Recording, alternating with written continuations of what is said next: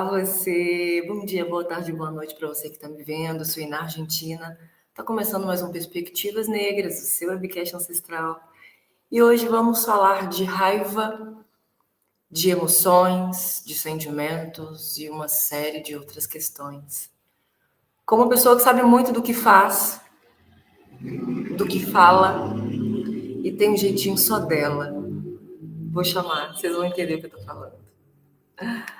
Ai, meu Deus. Ai, meu Deus. Ei, meu Deus do céu, eu tô maluca. Chegamos. Boa noite. Boa noite. Depois de 500 milhões de anos tentando gravar este episódio também. Deu trabalho, mas chegamos.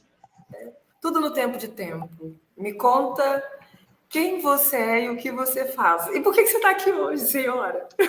Tá.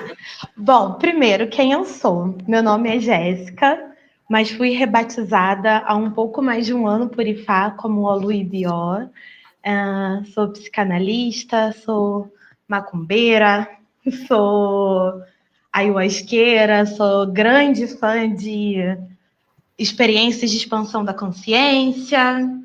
Deixa eu ver quem mais. Sou filha de Dona Rose e seu Altair, duas pessoas incríveis que produziram essa cabecinha que chegou aqui. Não sei, o que mais a gente pode falar? A gente está aqui hoje para falar sobre raiva, né? Sobre emoções, sobre saúde mental de mulheres negras, coisas maravilhosas. Eu preciso dizer que ela é minha terapeuta também, tá, gente? Eu só gostaria de dizer isso. Porque aqui o Perspectivas é sobre experiências pessoais também, né? Não é tudo sobre mim, até porque o mundo... A minha própria terapeuta tem me ensinado que o mundo não gira em torno do meu umbigo, mas são algumas experiências que a gente, infelizmente, divide por sermos quem somos, né? Então, eu queria começar te perguntando o que é a raiva. Olha, eu acho que raiva é uma força muito potente, além de ser uma coisa muito natural. Raiva, eu acho que é o produto de uma série de atravessamentos, de violências, de desconfortos. E raiva também é um sintoma, né? É um ponto de dor de algo muito maior que está acontecendo e normalmente a gente não reconhece, né? A gente passa batido. Raiva, principalmente, a gente pode definir pelo que não é. Raiva não é um sinônimo de violência, por exemplo. Raiva realmente é o começo, a pontinha de um iceberg de uma coisa muito maior. Tanto assim, para o lado positivo quanto para o lado negativo também. Isso. Eu converso com... Eu vivo no meio de muitas mulheres, né? E mulheridades também. E aí eu percebo que uma emoção, além de primária, ela se repete o tempo todo nas nossas experiências. E com você eu tenho aprendido também com algumas pensadoras, sobretudo a Audre Lorde, que é alguém que também me ajudou a entender um pouco do que era raiva, né? E nós que somos mulheres negras, as nossas experiências passam muito por essa questão de injustiça. Aprendi também que raiva comunica injustiça. Você fala um pouquinho disso para a gente, por favor? Eu acho que a gente pode começar por aí, né? A raiva, ela normalmente vem da injustiça, se não de uma injustiça real, de uma injustiça que a gente percebe, né? A nossa experiência ela é atravessada por muitas violências, por muitos descompassos, muitos desencontros, e a gente tem a tendência a centralizar tudo ou no outro completamente ou na gente completamente. Então, se alguém faz alguma coisa comigo e eu sinto raiva, ou eu falo automaticamente a culpa é do outro, e eu vou projetar isso para ele de alguma forma, ou eu internalizo tudo e absorvo toda essa raiva e ela acaba virando auto-ódio, né? Só que quando a gente fala de um contexto político e de corpos que são atravessados por muitas questões políticas, a raiva é o dia a dia, porque quando a gente vai para a rua acontece uma pequena injustiça. A gente tem alguma dificuldade financeira, por exemplo, E aí, quando a gente vai fazendo a linha do tempo do que está acontecendo, a gente entende que é uma questão ancestral. Então, a gente está o tempo todo sendo atravessado por pequenas irritações, pequenas raivas, e aquilo que a gente já fala brincando na clínica várias vezes, né? Se mandado voar, se não dava para ver o céu. Às vezes as pessoas no nosso dia a dia são desagradáveis também. E a gente não pode se alimentar da raiva só, né? Ela aparece por vários motivos o tempo todo. Mas é aquilo que a gente também discute muito na psicologia africana, que é a nossa autonomia. Beleza, estamos com raiva, mas vamos fazer o que com isso? A gente vai brigar, a gente vai silenciar, a gente vai organizar essa raiva, a gente vai comunicar um limite, porque, no geral, os nossos sentimentos, eles só comunicam isso, né? Tem algo acontecendo. E você está vivo, então você está sentindo. Mas o que, que a gente vai fazer com isso? Como que a gente vai direcionar esse sentimento? Faz parte do nosso campo de escolhas, né? A gente consegue, com técnicas, com autoconhecimento, decidir como que a gente vai organizar isso. Cara, ela foi muito amena na frase, porque é se arrombado voasse. Não dava para ver o céu, mas é.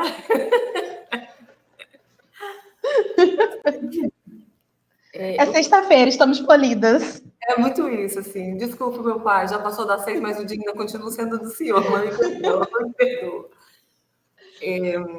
Eu percebo muito também que a gente adoece, né? A raiva, ela adoece, né? E por já ter visto pessoas, por trabalhar com ventres muitas vezes machucados também na ginecologia natural, eu percebo que esse acúmulo de emoções que se torna muitas vezes um sentimento e que tem muitas coisas sobre bioquimicamente, cortisol, isso que inflama o tempo todo, com muitos estímulos diários de redes sociais, de injustiça, de poluição, de comidas industrializadas, eu acho que passa por muitas coisas, assim, né? E eu percebo que nós estamos agora entendendo por que estamos adoecidas. E aí, quando a gente para pensar e fala, não, esse caminho aqui não é meu, não me pertence, ainda estamos erradas, porque a gente começa a estabelecer limite, a gente começa a entender o que faz sentido e o que não faz sentido. Por que a gente ainda está errada exigindo algo que nos é de direito? Racismo. Obrigada por isso. Colonialidade, machismo. É porque não queriam que a gente estivesse aqui, né? A história do Brasil deixou muito claro que a ideia era que a gente não estivesse aqui. Então, qualquer movimento que não seja de subserviência e de silêncio, ele está errado. E ainda tem essa coisa de que é muito controverso. Não queriam que estivéssemos aqui, mas levamos o mundo nas costas. E metade disso aqui só existe porque nós estivemos com as nossas antigas e estamos aqui, perpetuando esse legado, né? Eu não sei se você... É óbvio que não abrir as experiências da clínica, mas eu sei que você atende muitas pessoas que se parecem, muitas mulheres que se parecem conosco, né? Dentre tudo isso, quais as sensações e as emoções que mais se repetem além da raiva? Medo, normalmente. E o que eu acho mais interessante, que é o que eu sempre trabalho na clínica, é que, no geral, a gente não tem medo do outro, a gente tem medo da gente. Até pela raiva também, Tem muitos estudos sobre isso na psicologia africana, e eu acho que Fanon exemplifica bem isso na literatura, né? A gente escuta desde que a gente nasce que ser preto é errado, ou é perigoso, ou é difícil. Então a gente associa um aspecto muito central da nossa identidade a algo que não tem como a gente corrigir.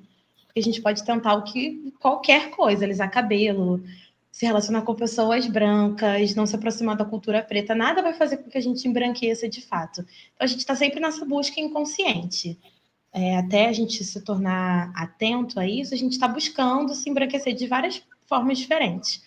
Mas é isso, quem nós somos, essencialmente, somos pessoas negras. E a gente vai entendendo que isso não é bom. Então, à medida em que a gente se afasta disso, a gente se afasta por medo. Eu acho que a raiva acaba passando por isso, né? Era o que eu estava falando antes. A raiva passa por isso porque a gente escuta muito a narrativa de que pessoas pretas são violentas. O discurso está aqui na ponta da língua de todo mundo. Então, se a gente acessa a raiva, ou acessa qualquer outra emoção que faz com que o nosso corpo se movimente por isso, a gente recua muito. Então, a gente vai ter medo da nossa identidade, a gente vai ter medo dos nossos sentimentos, da nossa história, da nossa cultura, dos nossos antepassados, e a gente vai se enfraquecendo, né? A gente adoece, porque a gente se distancia da nossa base, da nossa raiz, não só no sentido espiritual, no sentido emocional também, porque se eu entendo que quem eu sou interiormente é muito ruim e eu me afasto de quem eu sou, meu inconsciente vai estar aqui trabalhando, né? Vai dominando a nossa vida o tempo todo. E aí a gente se desconecta de quem a gente é. E aí alguns discursos começam a ganhar forma, o nosso corpo enfraquece, a gente vai somatizando uma série de sintomas, a gente vai secando em vida. Então é isso, acho que o medo é uma coisa muito frequente na clínica.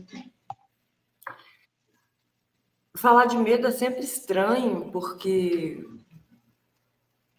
parece que infelizmente ele tá dentro e ele não.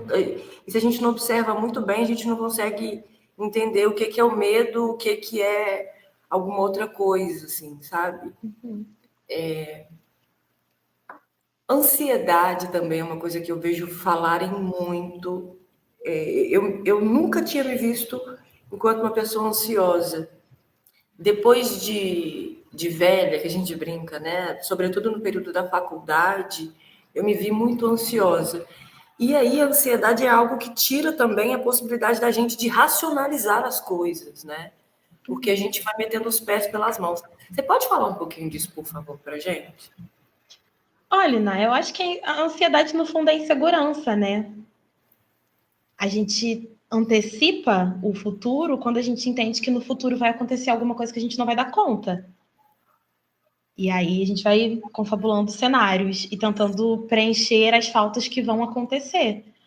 Então, além de um excesso de futuro, que tem esse comparativo que de vez em quando a gente brinca, né? A depressão é excesso de passado, a ansiedade é excesso de futuro. A gente pensa, né? E normalmente uma coisa também está associada à outra. Se o passado foi muito ruim, se o passado faltou muita coisa e o presente está meio bambo, não está 100% estável, a gente não vai projetar um futuro muito tranquilo. Então a gente vai antecipar ao máximo o que pode acontecer para resolver o que pode acontecer, porque entende que não vai dar conta. E no geral é insegurança. Insegurança, às vezes, é falta de um repertório emocional adequado para conseguir nomear propriamente as emoções, para conseguir nomear os desejos também, porque às vezes aparece isso.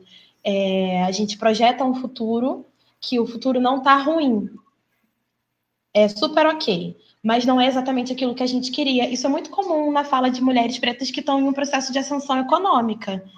Tem um trabalho que é ok, a projeção do futuro não é numa situação de miséria, de sofrimento, mas não é exatamente aquilo que a gente deseja, porque nós temos ambições, né, sonhos, tem muita coisa que a gente espera realizar, e nem sempre o trabalho dá conta, e aí a ansiedade começa a aparecer também, que é, tenho tudo, mas não tenho o que eu quero. E a ansiedade vem com isso também. É muita coisa. Água. Bom, me conta um pouquinho, conta pra gente um pouquinho, como é que é a sua experiência dentro do, não sei se existe esse termo, mas desculpa Guimarães Rosa, o psiconautismo. O que é isso e como ele pode ajudar a gente? Porque eu tenho entendido que a parada é real mesmo e ela é muito eficaz, né? Enquanto uma das ferramentas de emancipação da nossa gente, do nosso povo, dos nossos e dos nossos pares também, né? Porque sei que você também é uma pessoa que de alguma forma se debruça também sobre as masculinidades pretas, negras, né? E indígenas também. Fala um pouco disso pra gente, por favor. Olha, eu acho que o viés terapêutico das medicinas ancestrais vem justamente no fato de ser ancestral, e eu percebo isso pela minha própria experiência. Eu não posso falar por todo mundo, né? tem muita pesquisa dentro da psiquiatria que fala realmente que a ayahuasca auxilia muito nos tratamentos de adicção, auxilia no tratamento de depressão, auxilia no tratamento de ansiedade, mas as pesquisas estão começando e esse é um campo que está sendo disputado por uma galera aí da indústria farmacêutica.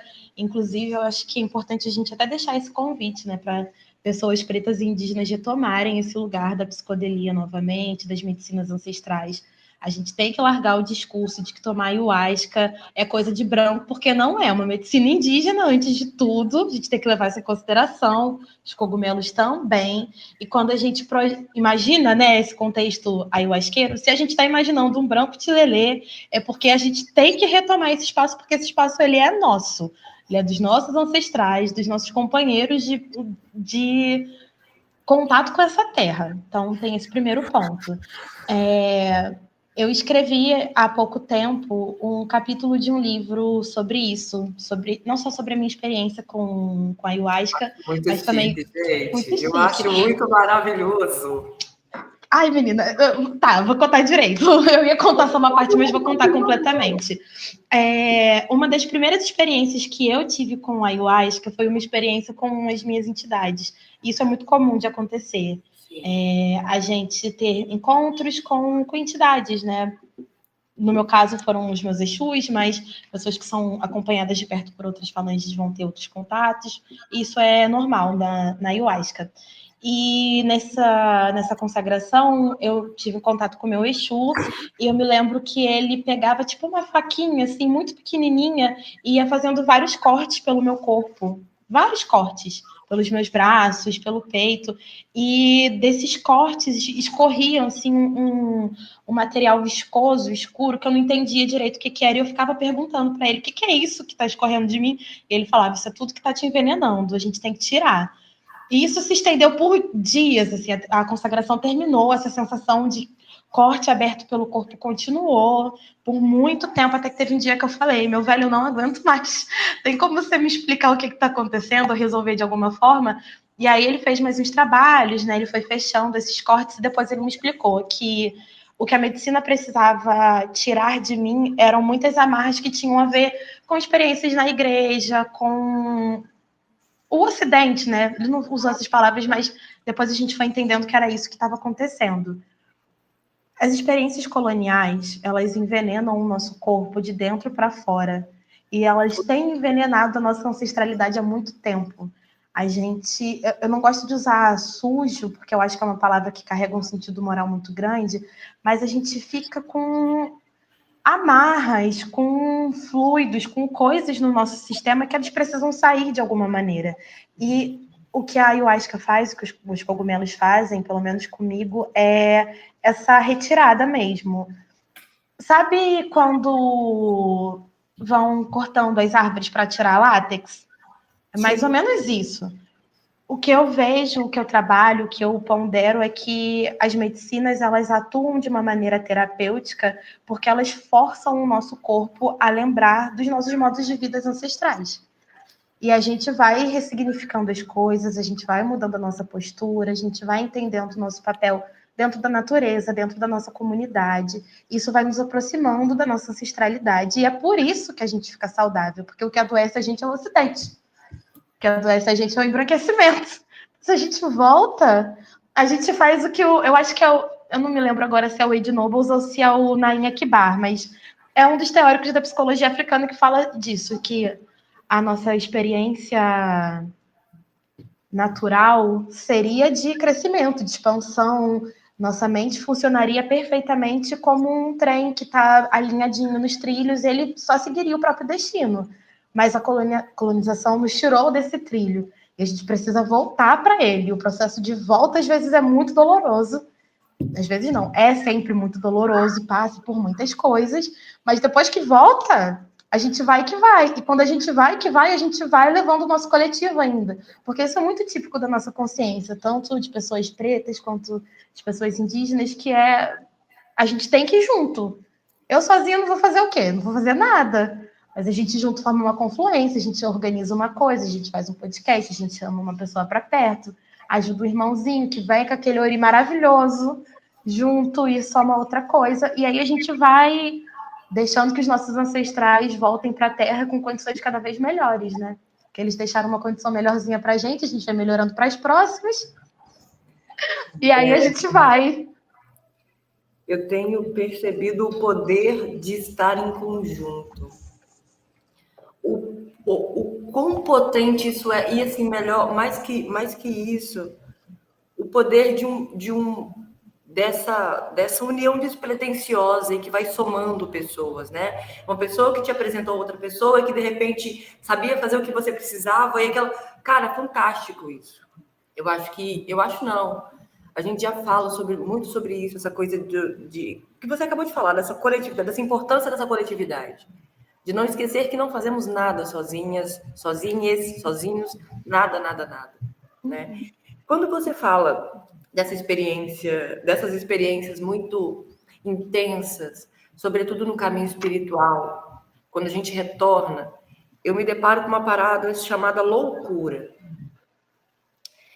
E aí eu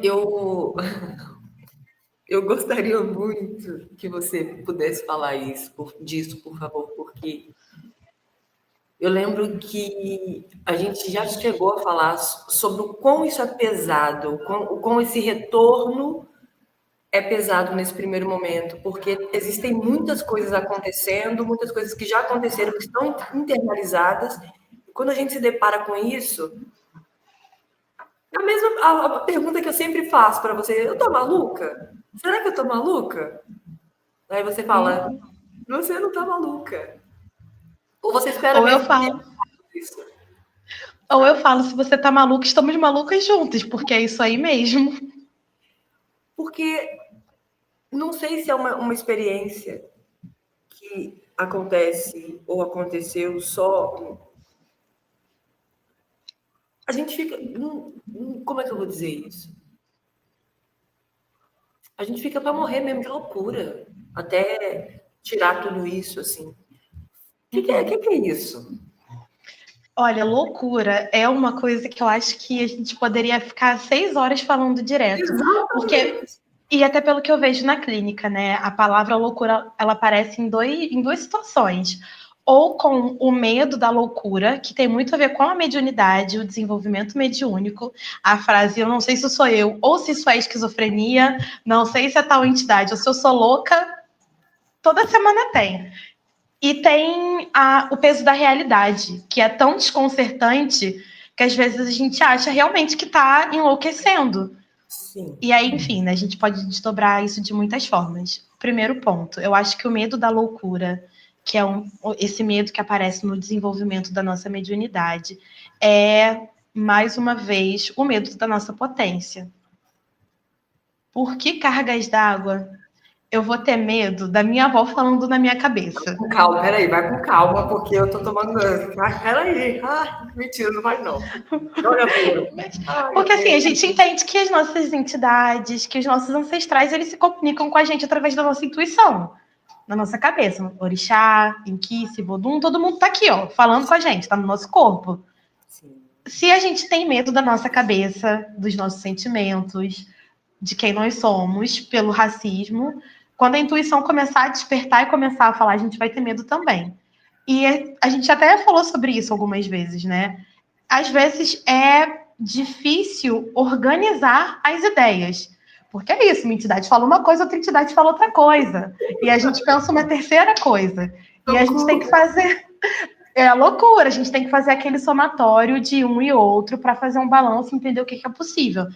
E aí é importante a firmeza da nossa cabeça, porque são muitas vozes. A gente não está fingindo que não são várias vozes, são várias vozes.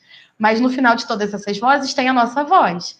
E a gente tem que ouvir, ponderar, decidir a partir disso. Isso só é possível quando a gente fala, não é loucura, isso é real. Tal entidade está falando isso, minha avó está falando isso, meu tio está falando tal coisa. Esses dois aqui concordam, essa aqui está discordando, vou ver o que eu acho, o que eu dou conta de realizar. E a gente vai sistematizando. Mas, primeiro ponto, isso é real, não é invenção. E aí tem a outra questão, que é o peso da realidade.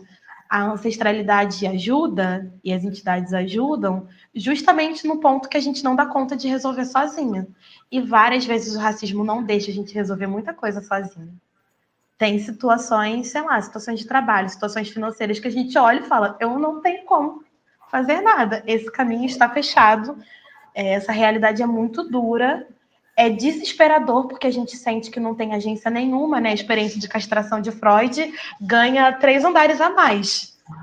Porque é concreto, tá na nossa carne. Não é que a nossa cabeça não consegue confabular uma solução.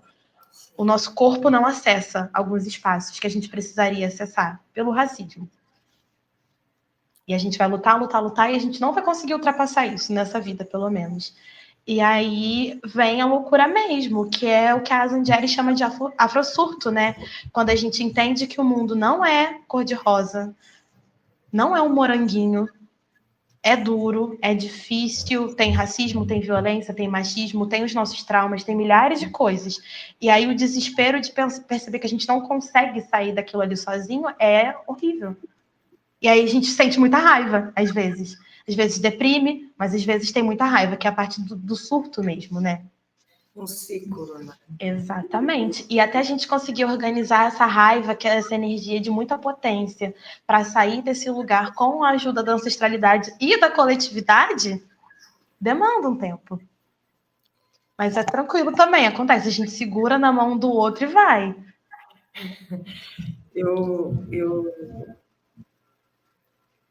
Essa coisa de loucura pega muito para a gente, porque são muitos atravessamentos, né? Como você disse.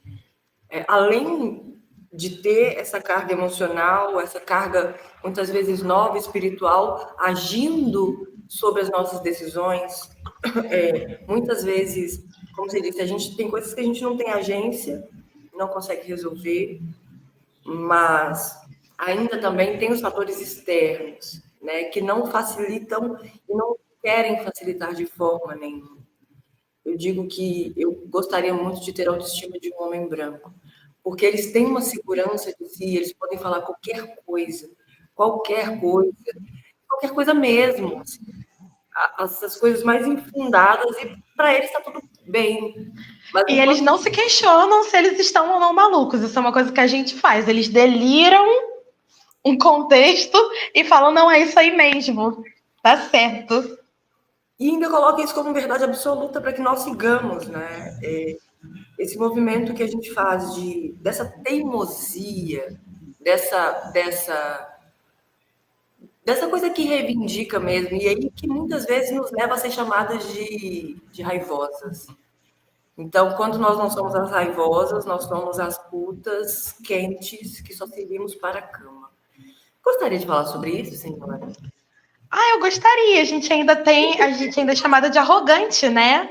De raivosa, de arrogante, de nojenta, de metida. Acho que toda pretinha já teve a sua fase de ser chamada de neguinha arrogante ou neguinha metida em algum espaço. Mais E um. é isso. O lugar da sexualidade também é muito marcado, né? Eu acho que o primeiro ponto eu sou devota de Abdias do Nascimento. Somos. Nos contos, somos devotas nessa casa, nós adoramos Abdias do Nascimento. E ele fala sobre isso, né? Que a ideia da mulata, a construção da mulata, serviu na história desse país como marco de igualdade racial. Né? Somos tão desconstruídos que temos até uma mulher miscigenada que é muito bonita e todo mundo quer comer, ela é maravilhosa. Mas na prática não é assim que funciona, né? Esse corpo sexualizado, ele é um corpo muito potente, mas também está num lugar muito delicado, que é justamente da questão da agência. A gente sabe que não tem como criar muitas coisas sem desejo, sem libido, sem tesão. A gente precisa dessa coisa. Só que esse tesão ele é muito bem servido dentro de um contexto branco, né? E É se o a gente salgoso, não. né? O salgoso e o sadismo, né? Exatamente, se a gente não se atenta, a gente cai num lugar que é muito comum para homens negros, que é confundir o desejo com afeto. que é confundir a sexualidade com uma construção humana, de fato. Não que a sexualidade não esteja nesse campo e que relações casuais não possam acontecer, mas a gente não pode confundir as coisas. Existem espaços que querem o nosso corpo, pelo nosso corpo, para performar subserviência. Existem espaços que a nossa sexualidade não é usada como uma arma para apagar quem nós somos, historicamente. E é isso. É muito delicado e demanda uma atenção. Passou um carro aqui, que ele passou, mas ele passou assim, valendo. Ele quer participar, quer dar. Alguém quer entrar, lindo. Aposto que você que era branco. Eu não tenho dúvida. Se a gente não se atenta. Não, eles não. Imagina. Se a gente não se atenta, a gente não só escorrega, a gente se coloca em risco. A gente performa coisas que a gente não quer performar, que é também que aparece em outras áreas, né? Às vezes a gente pode escorregar e performar o estereótipo de uma preta raivosa. A gente pode performar várias outras coisas. A gente não tem referência de construções de identidade com facilidade, né? A gente tem que ir atrás dessas imagens para conseguir forjar mesmo a nossa identidade com uma certa autonomia. O recurso que a gente tem como imagem, como história, várias vezes é muito prejudicial. Então, acontece mesmo. E a gente também tem que tomar cuidado para não escorregar nos extremos de se me sexualizam muito, eu não vou me sexualizar em nada. E aí eu vou cobrir meu corpo, eu vou falar baixinho, eu vou ficar de boa, eu não vou dançar. E aí estarei imune, vou passar ileso desse lugar. É por isso que eu gosto muito da Carla Cotirene, eu acho maravilhosa, ela com aquele decotão lindo, entendeu? Aquele baita mulherão falando de decotes intelectuais, dela expondo o próprio corpo com muita tranquilidade. E é uma coisa que é nossa, né, cara? Que tem coisa mais preta do que é celebrar o corpo e movimentar e dançar e estar no controle disso? O que não celebração do corpo se não fosse bara? Né? O dono da nossa gargalhada quebrando, tombando para trás do nosso deboche, da nossa. Você falou de Carla Cotirene. Quando eu escuto, quando eu penso em Oxum, ou é você ou ela, para mim, assim, bem muito. Tipo, ai, que chique! Eu tô falando sério, pô, você sabe disso. Para mim, ela autoriza, nos autoriza, e aí tô falando uma experiência muito particular, que é assim, eu boto o que eu quiser para jogo e eu ainda continuarei sendo quem sou, muito competente, independente de qualquer coisa. Sabe? Eu não sou um decote. O decote chega depois, porque ele está aqui, vocês estão vendo, eu estou fazendo questão que vocês... Está aqui, isso aqui é meu. Mas o que eu sou vem muito antes desse decote, né? O que eu sou vem muito antes do neguinho quente, do neguinho arrogante, né? O corpo e qual eu recebi de presente emprestado, ele é muito mais do que apenas isso. Sabe? E eu acho que o Oxum autoriza muita gente ao desejo também, né? Porque não tem gestação sem sexo. Não tem poder de criação sem movimento, sem troca, sem apaixonamento, sem fluido, né? As coisas não nascem do seco. Elas nascem do que é molhado, do que é gostoso, do que é malemolente. E é isso, né? Eu amo. Vamos lutar contra? Vamos lutar contra a natureza? A gente não faz isso aqui. A gente aceita e entende que isso está no nosso corpo também, né? E falando de corpo e desses afetos todos, a nossa relação com o amor, ela passa muito pelas coisas de novela, né? Eu tenho aprendido isso também, apesar de ainda me considerar uma pessoa monogâmica, mas não nos ditames instituição casamento, branca, cristã, eu estou ainda revendo muita coisa sobre isso, mas eu gostaria de entender também um pouco, eu gosto muito do professor Renato, né? Inclusive, você também me sugeria muitas vezes ler algumas coisas, eu tenho 3 livros dele, se não me engano, em que um deusas e o outro porque amamos. Uhum. E essa experiência de amor, de afeto, muitas vezes chega para a gente com valores muito deturpados, né, do que é amor, do que é sentir. Então, assim, se eu estou te batendo é porque eu te amo, se eu estou te xingando, se eu estou te subjugando é porque eu te amo. E, caraca, que amor é esse que quer me matar, que quer me bater, que quer me ferir, que não quer que eu exista da forma como eu sou? Você pode falar um tiquinho disso pra gente? Por horas e horas. Eu acho que o primeiro ponto é família, nessa ideia da violência, que é muito o que a Bell Hooks fala no livro dela, né? As nossas famílias entenderam em algum ponto que violência é amor. A gente pode agora romantizar famílias pretas e resgatar isso de diversas formas, mas a gente não pode ignorar que famílias pretas são atravessadas também por muitas violências. E acontece isso mesmo. Uma coisa que eu escuto muito no discurso, principalmente de mães de meninos pretos, é: se eu não bater, a polícia vai bater. Sim. Então eu tenho que ser violenta com esse corpo para garantir que esse corpo chegue aos 50 anos, porque eu não sei se eu vou chegar. Então ele vai ter que chegar de alguma forma. E é um limiar muito delicado esse do controlar, do segurar, do orientar para formas de sobrevivência e até acostumar esse corpo com algumas porradas, porque ele vai receber porrada na rua de alguma forma. E realmente demonstrar amor. A gente não pode criar nossas crianças e amar as nossas crianças como se não existisse racismo. Porque existe. E esse corpo ele vai sofrer violência. E de novo, né? A gente fica num lugar que a gente está construindo ainda, que é esse: nutrir, cuidar, proteger, ao mesmo tempo fortalecer esse corpo para ele conseguir circular em alguns espaços. E para muitas famílias, esse cuidar, proteger é apagar uma parte da identidade. Hoje em dia a gente fala muito disso, né? Do quanto as nossas famílias falavam pra gente: ai, abaixa a perna, fecha a perna, se cobre, não faz isso, não ri alto. E agora, como adulto, a gente pode olhar para isso e falar: que absurdo isso, eu vou fazer o que eu quiser. Mas será que era seguro para nossa criança ficar perambulando por aí de qualquer jeito? Não era, não é ainda.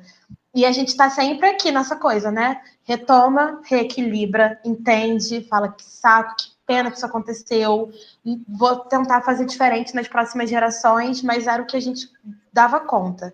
E é por isso que eu gosto muito do Renato Nogueira, porque o Renato Nogueira ele fala do amor como, assim como a raiva, como esse catalisador de afetos.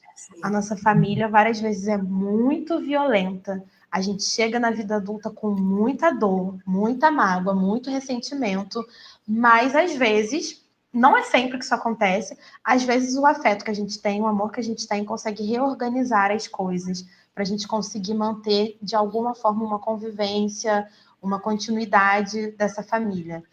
Quando acontece, ótimo. Quando não acontece também, ótimo. A gente guarda a ancestralidade no nosso peito de qualquer forma.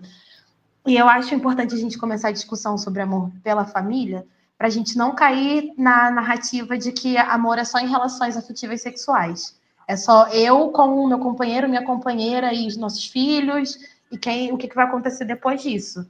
A gente já nasce de um lugar, a gente já tem várias relações antes do nosso primeiro namoro. Quando a gente começa a namorar, quando a gente começa a se apaixonar pelas pessoas, da mesma forma que a gente não tem representação boas de uma identidade negra positiva, a gente não tem boas representações de construções afetivas que não sejam dentro dessa ótica ocidental, família nuclear, mulher boazinha, bela recatada e do lar, homem provedor. Primeiro que... Margarina, né? Não entendi, falhou seu áudio. Família Margarina, família de Doriana. Família nuclear. E assim, na prática isso nem se aplica, né? Porque não é a mulher que é bela, recatada e do lar. Na verdade, essa mulher branca tem empregada e babá, e motorista e tudo Que mais. geralmente são das nossas. Somos nós. Exatamente. E aí o nosso corpo, além de estar servindo a casa, tá nesse lugar de concubinagem, né? Com o homem branco, com o patrão. E os nossos filhos ficam jogados ao relento e ainda apanhando o pouco tempo que a gente tem em casa. para se acostumar com a violência da polícia, com a violência da rua. Então, a gente não tem boas representações, né? O nosso lugar de construção afetiva ele é cheio de turbulências.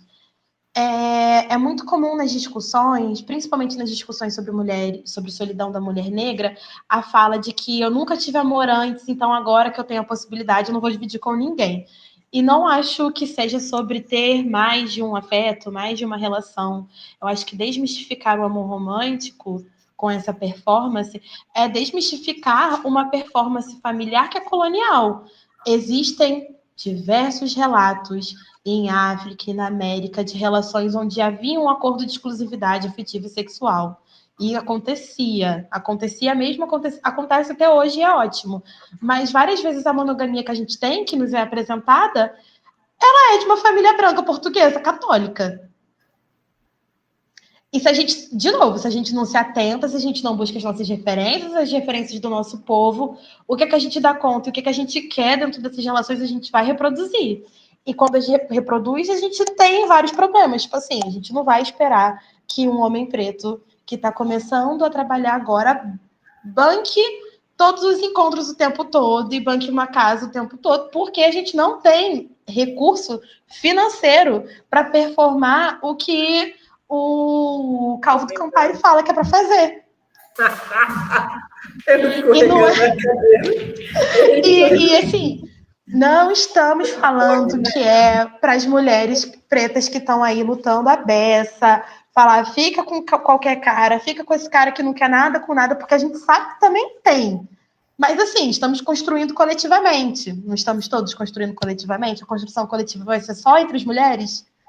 Vai ficar clubinho da Luluzinha, só mulheres pretas aqui, homens pretos que tenham a ver. Até porque isso não é princípio do mulherismo, né? Ao qual a gente se debruça de alguma forma. Se eu não observo o meu par, eu vou observar quem? Um homem branco que não está nem aí para mim, que acha que me vê como um pedaço de carne. E o Ocidente quer que os nossos homens morram, né? Quando o discurso feminista fala que homem bom é homem morto, elas esquecem que os nossos homens eles estão morrendo na mão dos pais, dos tios, dos irmãos, dos avós delas. Porque é o homem branco que está matando o homem preto. Cara, é muito isso. E assim, quando não morre de bala, morre de cachaça, né? Porque, infelizmente. Pressão alta, sim. Colesterol, pressão alta, cachaça, alcoolismo, no caso, né? Não é cachaça, é alcoolismo. Perdão, gente. De desgosto, porque quantos dos nossos não morrem porque não têm condições de performar aquilo que receberam enquanto masculinidades? Não, você tem que ser, você não tem, não é, calma aí. Peraí, que a parada já começou toda errada. Foram ali, pegaram a gente à força, trouxeram para cá, entendeu? A gente não estava acostumado com nada disso aqui. E aí, de repente, vocês querem que a gente performe alguma coisa que a gente não tem que nada. Não tem que nada.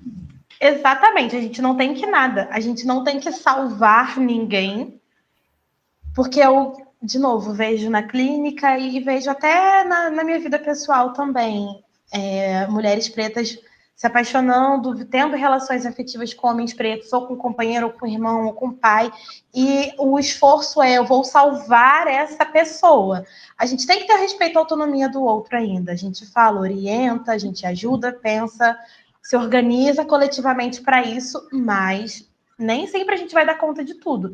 E pelo que a gente estava falando no começo, um processo de autodescoberta, um processo de cura é um processo doloroso, porque a gente descobre que o Ocidente quer a gente morto, que tem um monte de coisa para acontecer, e é difícil, não é tranquilo. Então não tem como a gente, né, como numa relação pessoal, pegar a mão de alguém e encaminhar para esse outro lugar.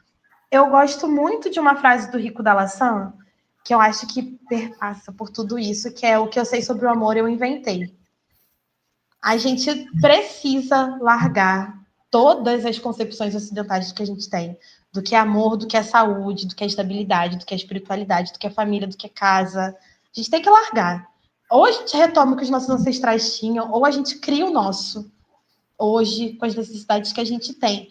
Porque não dá mais, né, gente? Não dá mais para pintar o que é branco de preto e falar que é nosso, porque não gruda por um tempo, mas depois cai. Depois vai vai empalidecendo, né? Vai perdendo a cor, vai perdendo tônus, vai perdendo a energia, não se sustenta por muito tempo. Uhum. Essa experiência de amor, de afeto, ela é muito maluca. Porque muitas vezes a gente quer muito, mas além. Primeiro, que às vezes a gente não sabe pedir, em sua maioria. Segundo, também nem detectar o que é que está faltando. Muitas vezes é só um manguinho aqui assim na orelha, sabe? Um chameguinho. Uhum. E muitas vezes a gente não sabe o que é isso, sabe? Não sabe o Uhum. que é querer ter uma ou quantas pessoas forem pertinentes ao lado da gente, nos fazendo bem, né? Dividindo, trocando afeto, de fato, né? Algo que é muito doido, porque estamos aqui, estamos vivas, vivos. Como é que isso como é que não merecemos isso?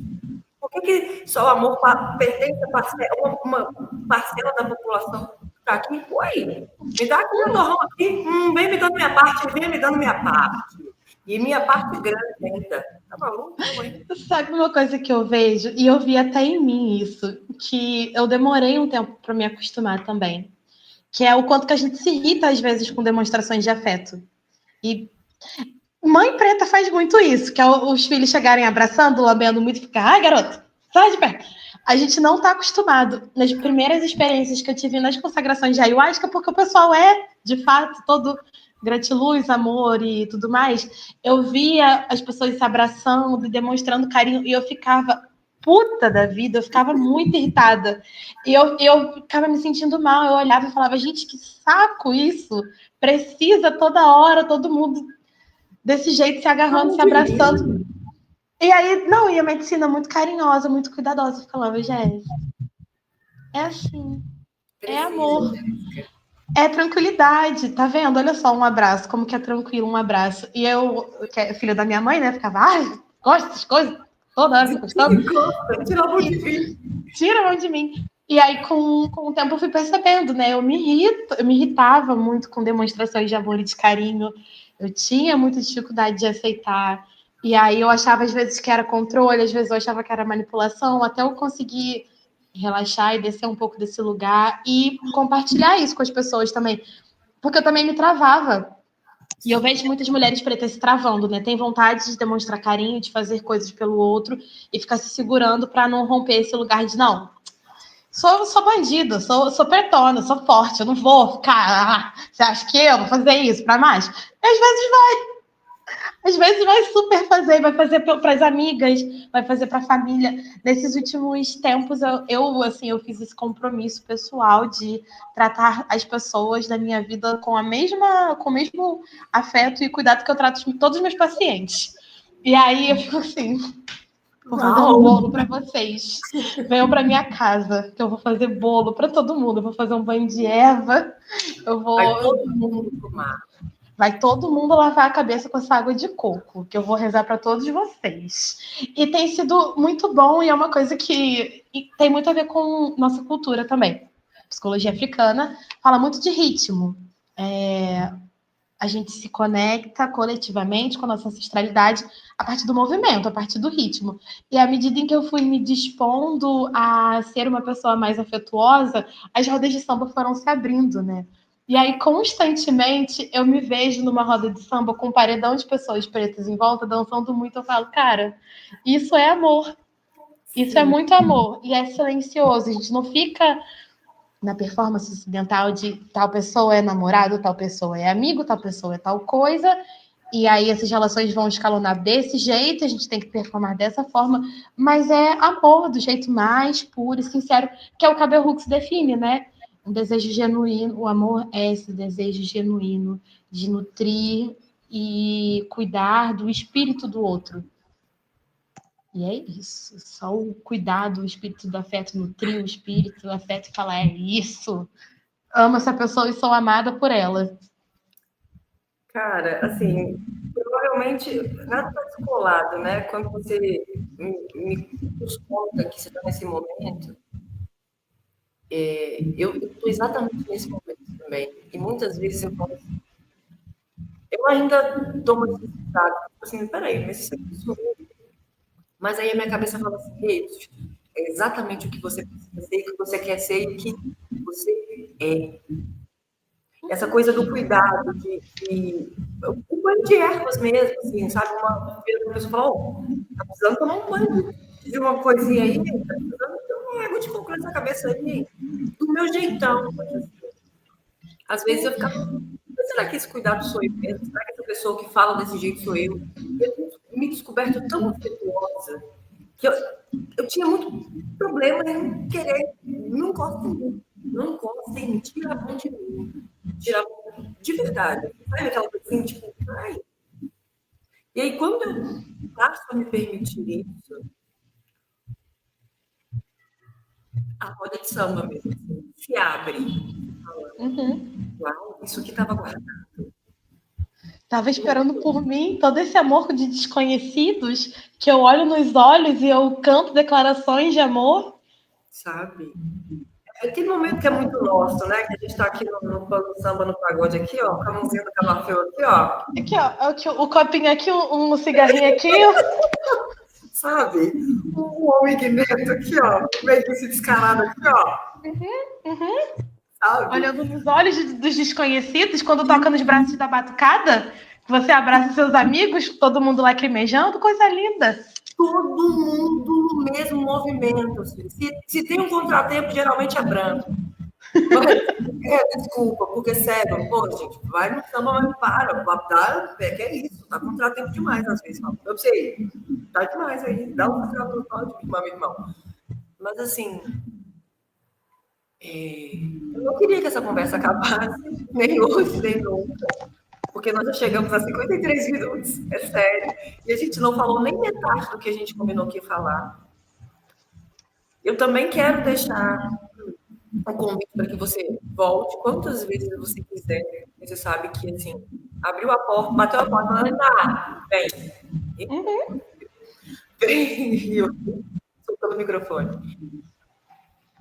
Esses assuntos para a gente são muito importantes, porque ainda tem estigma de que terapia é coisa para gente doida, é fraca, sobretudo nas famílias de pessoas negras e indígenas, né? Nas pessoas dos nossos mais velhos, assim. Eu sempre brinco que se os nossos mais velhos tivessem feito terapia, muito provavelmente a nossa terapia seria hoje só para dar um negocinho para a gente não se perder. Só para dar uma retocada no axé. Só para dar sabe, aquele glow dourado de mamãe? Então, e é tão maluco isso, né? Porque eu sou prova viva do que uma boa terapia, uma boa terapeuta faz. Porque, e aí eu também, só para finalizar, eu queria perguntar, assim, é muito complexo quando a gente se depara com profissionais que se dizem afrocentrados, mas de fato soltam. Você tem algo para dizer sobre isso? A cara. Porque, assim, isso foi um trauma, cara. Imagina, você devotando a sua confiança, a sua história para uma pessoa que se parece com você, e no final ela diz: você não é digna de algo. Você é do. Oi? Babado. Assim, o que eu posso dizer é, não posso falar dos colegas, né? Não, é para as Realmente, pessoas, assim, para os atendidos, né? tá. Eu acho muito que terapia é igual a qualquer outro relacionamento. Tem uma pessoa que é mais compatível com você, tem pessoas que não tem nada a ver com você. E é realmente um processo de busca. Você vai testando até você encontrar alguém que tem um match. Mas eu acho importante, gente, ao longo dos atendimentos, ir se atentando aos sinais do corpo. Se é sempre muito ansioso, é sempre muito difícil, você se sente muito julgado, a pessoa está sempre com uma cara meio esquisita, está falando umas coisas que não estão batendo muito bem. É importante repensar como é em qualquer outra relação. E a nossa cabeça é muito sagrada, né, Iná? É a coisa mais sagrada que a gente tem. É a porta tudo, é a primeira parte do nosso corpo a chegar na Terra. a gente não pode entregar na mão de qualquer pessoa. E a gente não pode entregar de primeira, sabe? É sempre bom verificar, né? Recomendações, formações, façam perguntas. O que eu acho muito legal, o que eu recomendo que todo mundo faça é pesquisa sobre saúde mental, pesquisa sobre sentimento, pesquisa sobre a técnica, pergunta para a pessoa que está te atendendo qual que é a abordagem, pesquisa essa abordagem, vê se é isso mesmo que ela está fazendo, porque sempre tem pessoas, né, que estão dispostas a não agir com ética. Às vezes acontece do profissional não estar bem, estar passando por alguma coisa difícil e escorregar, mas a gente não precisa seguir com nada que não está fazendo bem, em qualquer situação. Então é importante você ter conhecimento. A autonomia, ela se baseia em descoberta, em ter informações.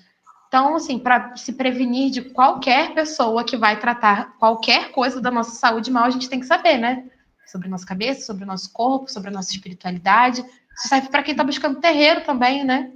Por favor. Vê com cuidado, pesquisa, estuda, conversa, troca sobre, para ter certeza. Não que isso vá ser garantia de sucesso. A gente não consegue controlar tudo, mas já reduz muito danos, com certeza. Com certeza. E se qualquer coisa bater errado, beijinho, boa sorte. Pra rua, que na rua a gente tem casa. Que o povo cuida. É muito isso. Bom, eu preciso te agradecer. Onde nós podemos te encontrar, saber de tudo que você faz, porque o material que você produz escrito também é muito importante para a gente, as experiências que você coloca. Onde a gente te encontra, as suas redes sociais, informa para a gente se tem agenda, se não tem. E é isso. Vocês me encontram no Instagram com uma certa dificuldade, porque são espaçados esses posts, né? Tem os intervalinhos de meses de vez em quando, mas estou sempre por ali dando uma olhadinha. É Jéssica Goldar, psicanalista, e lá tem o WhatsApp, tem algumas informações de contato. E rodas de samba pelo Rio de Janeiro, né? Sempre estou lá. Em breve estou chegando aqui.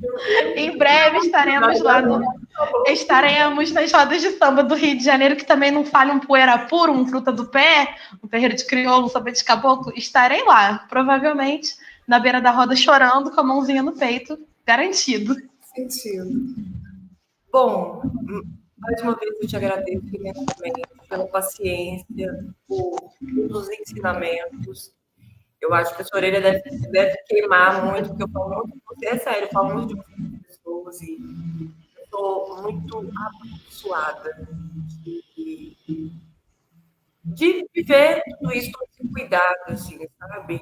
Que o lampo, que navalha, que o Lulu proporciona, sabe? Eu te agradeço imensamente que você tenha vida próspera com muita longevidade, com muito amor, muita felicidade, muita alegria, que é o que representa, de alguma forma, o seu batismo, né?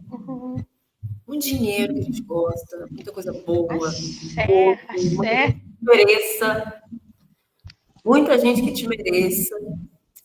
Axé. É isso. Eu que tenho que te agradecer por confiar essa cabeça forte, rica, próspera, muito saudável, muito maravilhosa, brilhante na minha mão, porque assim, é uma honra ver uma sacerdotisa nascendo, renascendo, ver toda essa ancestralidade renascendo e tendo espaço para trabalhar. Eu que tenho que te agradecer, imagina, eu sou só uma criança seguindo a ordem de mamãe que falou vai cuidar da cabeça dos outros.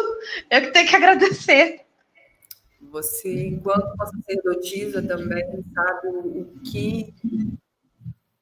o que você traz nas suas mãos de benesses. Sabe que essas benesses vão todas para você. De verdade. Agora, sem rasgação de cedo, gente, não estou emocionada, eu sou emocionada mesmo. Não volta para. Eu realmente acredito que não é que volta para gente de alguma forma, né? A gente fica muito feliz quando a gente vê a realização dos pacientes, mas eu acho que quem ganha mais quando a gente se cura é a nossa comunidade, a nossa ancestralidade.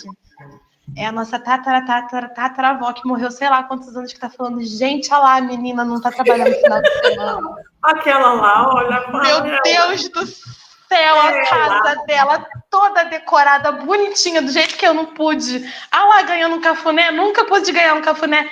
É isso, é a nossa ancestralidade que ganha, nosso coletivo, nosso futuro ganha. A gente faz tudo pela nação, porque a gente é obediente, né? A espiritualidade fala, vai, e é sim, senhora, perfeitamente, agora.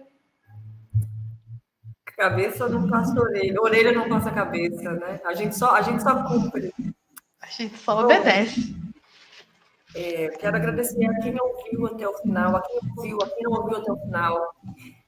Para mim é muito importante, agora falando enquanto profissional que sou, que este webcast não seja de tamanho reduzido. Aqui a gente traz muita informação para quem gosta mesmo de informação. Me falaram, porque está muito longo, vai continuar. Vou continuar dentro. Se eu pudesse ficar aqui 3 horas, ficaríamos, porque o que estamos fazendo aqui é algo que não estamos reinventando roda nem nada, mas a gente deixa a nossa contribuição, sobretudo para as pessoas que não têm condições ou que não têm noções do quão importantes são, não tem condições para se cuidar, para se tratar, né? Ou então alguém aí na autonavegar que, por exemplo, nos ouviu falando alguma coisa aqui, despertou isso. Um beijo para quem ficou até agora, um abraço. E eu volto, sabe que eu sou teimosa, eu sou de quem eu sou, então eu sou teimosa. E até a próxima. Até a próxima. Um beijo. Axé para todos nós.